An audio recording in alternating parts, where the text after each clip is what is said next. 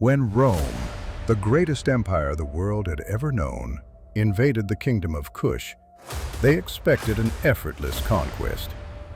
They did not expect Queen Amanirenas. This one-eyed warrior queen led her people in a 5-year war against Rome, and won.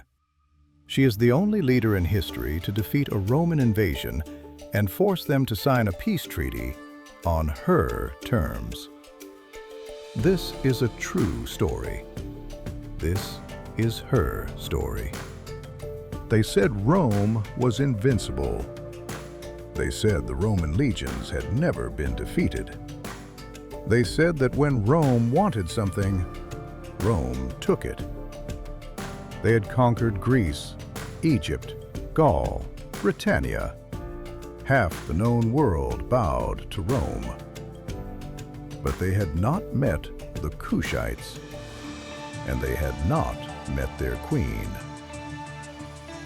This is the story of Amanirenas, the one-eyed warrior queen who looked at the might of Rome and refused to kneel. In the land south of Egypt, along the great Nile River, there was a kingdom, the kingdom of Kush. Ancient, powerful, wealthy beyond measure. The Kushites had stood for over 1,000 years.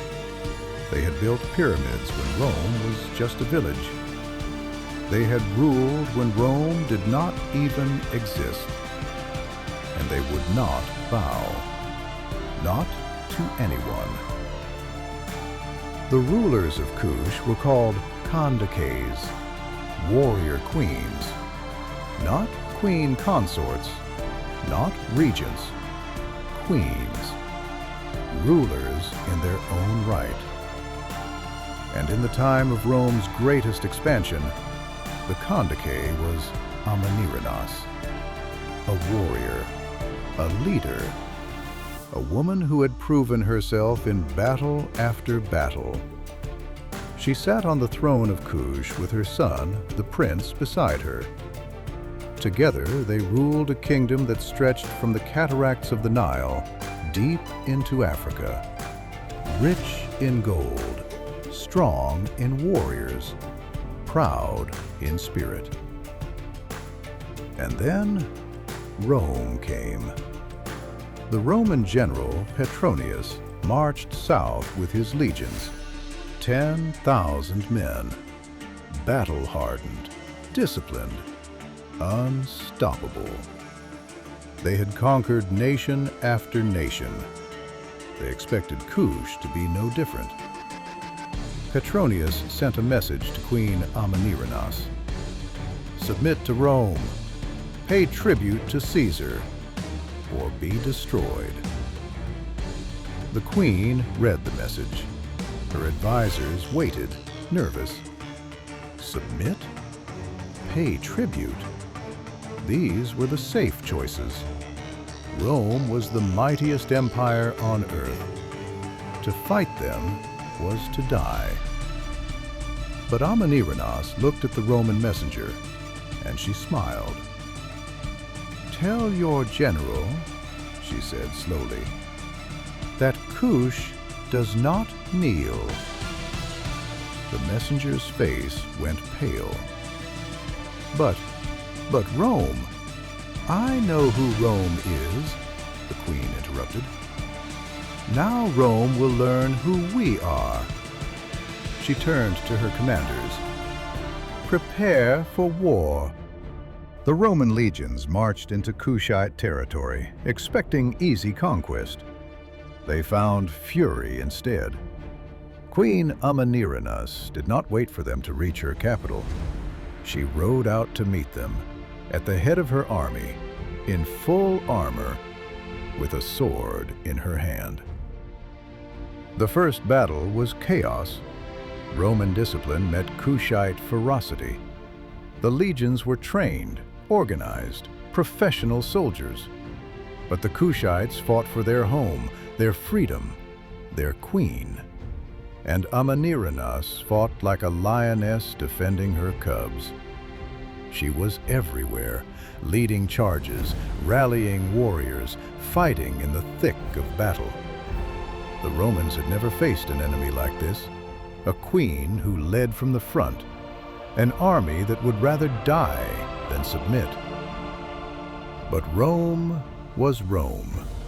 Their numbers were vast, their tactics refined by centuries of conquest.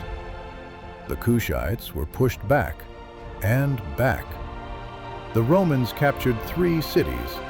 They erected statues of Caesar. They thought they had won. Petronius sent another message to the queen. "Surrender now. Spare your people further suffering." Amanirenas sent her reply, written in blood. The head of the Caesar statue delivered in pieces. The message was clear. This war was not over. She gathered her forces, every warrior, every archer, every able body. "Rome thinks we are defeated," she told her army. "Rome thinks we will accept their rule. Rome thinks wrong." She raised her sword. "We will show them what it means to invade Kush." And she led them north, straight at the Roman positions. The Kushites attacked with a fury that shook the Roman legions. They reclaimed their cities. They drove the Romans back across the border. And then they kept going. They didn't just defend, they invaded. They crossed into Roman Egypt. They sacked the city of Aswan.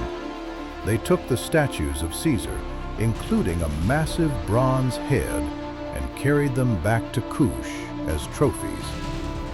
That bronze head, they buried it under the steps of their temple, so every Kushite could walk over Caesar's face.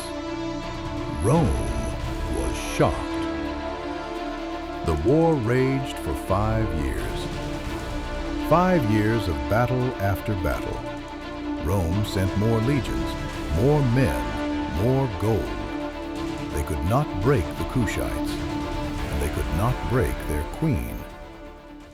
But war has a cost. In one fierce battle, Amanirenas was struck. An arrow, a sword. The accounts differ. What matters is this: she lost her eye. The wound was terrible. She should have died. Her warriors begged her to retreat, to recover, to let others lead. She refused. She stood before her army, blood streaming down her face, and she roared. "Do you think one eye will stop me? Do you think pain will make me kneel? I can still see Rome, and I can still defeat them." Her warriors went wild. If their queen could fight with one eye, they would fight with broken bones, with wounds that should kill them, with their last breath. The one-eyed queen became legend. Roman soldiers whispered about her in their camps. The warrior queen who would not die, who would not surrender, who fought like 10 men despite her wounds. Some Romans began to fear her more than death itself, and Rome began to realize the truth. They could not win this war. Oh, they had the numbers, the weapons, the resources, but the Kushites had something Rome did not. They were fighting for their homes, and they had a queen who would rather die than surrender. Rome had conquered the world by breaking the will of its enemies, but you cannot break what will not bend, and Amanirenas would not bend. In the year 20 CE, something unprecedented happened. Rome asked for peace. Not demanded, asked. The mighty Roman Empire, which had conquered half the world, sent ambassadors to the kingdom of Kush. They came to negotiate, not with threats, not with ultimatums, with respect. Queen Amanirenas sat on her throne, one-eyed, scarred, unbroken, and listened to Rome's terms. Rome would withdraw all troops from Kushite lands. Rome would return all captured territory. Rome would abandon all claims to Kush. And Kush? Kush would simply agree not to invade Rome again.